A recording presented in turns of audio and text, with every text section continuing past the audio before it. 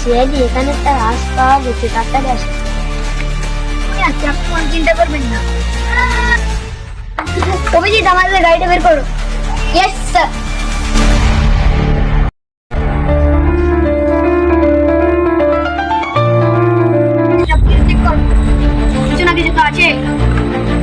অভিজিৎ, তুমি কি পেয়েছো?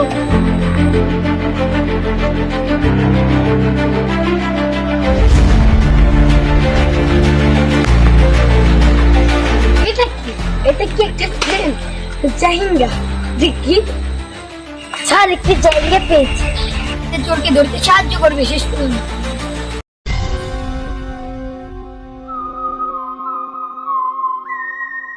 এই জায়গাটা আমাদের দয়া, তোমরা সবাই যে জায়গার দোকানে করতে। Yes sir.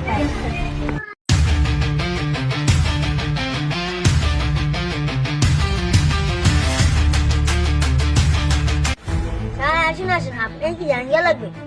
এখানে কি লন্ডন পাই কোম্পানির জায়গা আছে? এই কোম্পানির জায়গাটা আমরাই বিক্রি করি, একটু মনে করে দেখে বলুন।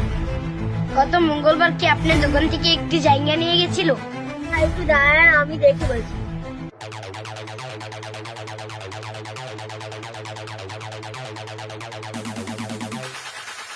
হ্যাঁ স্যার, বল্টু ভাই নামে গত মঙ্গলবার লন্ডন পাই কোম্পানির জায়গা নিয়েছিল। লোকটির নাম্বার আছে আপনার কাছে? হ্যাঁ স্যার। তাহলে নাম্বারটি বলুন। 092 প্যাকেটের মধ্যে পড়ছে, রাইডবার চেয়ারম্যান খাবেন। এই নাম্বারে কল দিলে আসামিকে পাইবে। স্যার, এটা আবার কেমন নাম্বার? আর নাম্বারটি সুইচ অফ বলছে। হয়তো আসামি সিমটি বন্ধ করে রেখেছে। স্যার, দোকানে গিয়ে জানতে পারলাম বল্টু নামের একজন একটি জায়গা নিয়ে গেছে।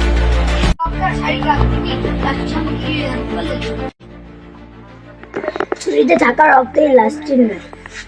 মানে?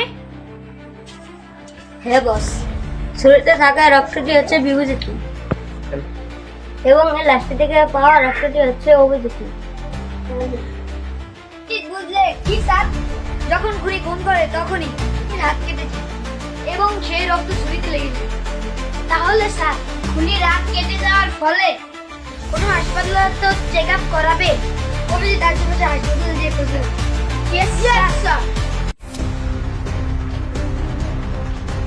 গত মঙ্গলবার বল্টু নামের একজন আপনাদের হাসপাতালে চেক আপ করাতে এসেছিল। হ্যাঁ স্যার, এসেছিল।